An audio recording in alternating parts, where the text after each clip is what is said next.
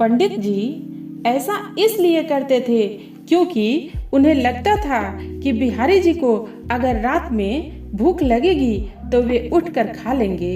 सुबह जब भी वे मंदिर का पट खोलते थे तो भगवान के बिस्तर पर प्रसाद बिखरा मिलता था। नमस्कार मित्रों, आज हम आप लोगों के लिए बिहारी जी की कहानी लेकर उपस्थित हैं। आज की कहानी है बिहारी जी के 4 लड्डू। मित्रों, बहुत समय पहले की बात है। वृंदावन के श्री बांके बिहारी जी के मंदिर में रोज पुजारी जी बड़े भाव से सेवा करते थे। वे रोज बिहारी जी की आरती करते, भोग लगाते, उन्हें सुलाते और रोज 4 लड्डू भगवान के बिस्तर के पास रख देते थे। वह ऐसा इसलिए करते थे क्योंकि उन्हें लगता था कि बिहारी जी को अगर रात में भूख लगेगी तो वे उठकर खा लेंगे। सुबह जब भी वे मंदिर का पट खोलते थे तो भगवान के बिस्तर पर प्रसाद बिखरा मिलता था। इसी भावना के साथ वे रोज ही ऐसा करते थे। एक दिन बिहारी जी को सुलाने के बाद वे 4 लड्डू रखना भूल गए। उन्होंने पट बंद किए और चले गए। रात में करीब 1-2 बजे जिस दुकान से वे पंडित जी बूंदी के लड्डू ले आते थे वह दुकान खुली थी।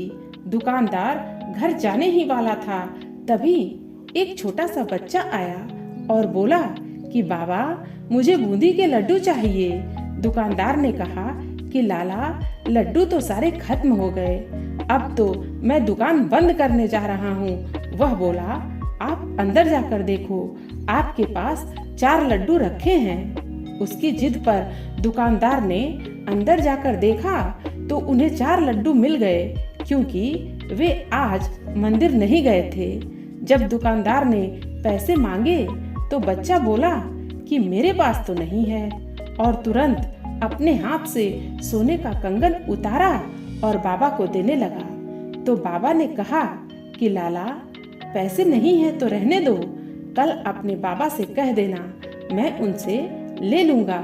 लेकिन वह नहीं माना और कंगन दुकान में फेंक कर भाग गया। सुबह जब पुजारी जी ने पट खोला तो उन्होंने देखा कि बिहारी जी के हाथ में कंगन नहीं है। अगर चोर भी चुराता तो केवल एक कंगन ही क्यों चुराता। थोड़ी देर बाद यह बात सारे मंदिर में फैल गई। जब उस दुकानदार को पता चला तो उसे रात की बात याद आई। उसने अपनी दुकान में कंगन ढूंढा और पुजारी जी को दिखाया और उन्हें रात की सारी बात बताई। तब पुजारी जी को याद आया कि रात में तो वो लड्डू रखना भूल ही गए थे, इसलिए बिहारी जी स्वयं लड्डू लेने गए थे।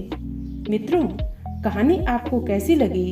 आप अपने कमेंट्स के द्वारा हमें अवश्य बताएं। कहानी पसंद आने पर वीडियो को लाइक और शेयर करें। ऐसी और कहानियाँ सुनने के लिए हमारे चैनल को सब्सक्राइब कर लें। धन्यवाद।